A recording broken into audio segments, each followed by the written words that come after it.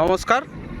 আমাদের এখন আমন ধান চাষ চলছে এবং বেশ কিছু জমিতে সার দেওয়া হয়ে গেছে এবং বেশ কিছু জমিতে দেখতে পাচ্ছেন পিছনে সার দেওয়া হয়ে গেছে। এই সমস্ত জমি, কিছু জমি সার দিতে চাপান হিসাবে বাকি আছে।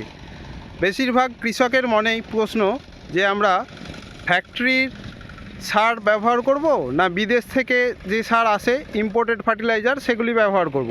অনেকে আবার বলেন ইম্পোর্টেড ফার্টিলাইজার কাজ হয় না। এই নিয়েই আজকে আলোচনা।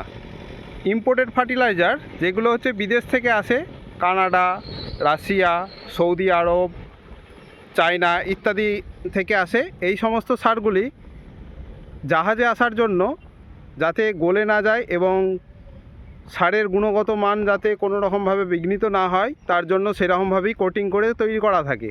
স্বভাবতই সেগুলো আপনারা যখন জমিতে ছড়াবেন সেটি গলতে একটু সময় লাগে। ধরুন আপনি ফ্যাক্টরি মালটা দিয়ে দিলেন, সেটা গাছ যত তাড়াতাড়ি নিতে পারবে তার থেকে এটি 2-1 দিন বেশি সময় নেয়।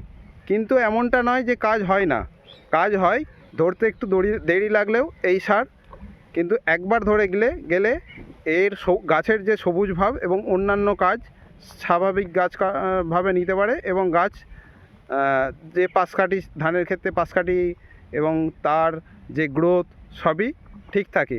অতএব আপনারা এই দ্বিধা সরিয়ে রেখে ফ্যাক্টরি কিংবা ইম্পোর্ট যেটা পাবেন অবশ্যই ভালো রেপুটেড কেমিক্যাল কোম্পানির সার ব্যবহার করবেন, সমান কাজ পাবেন।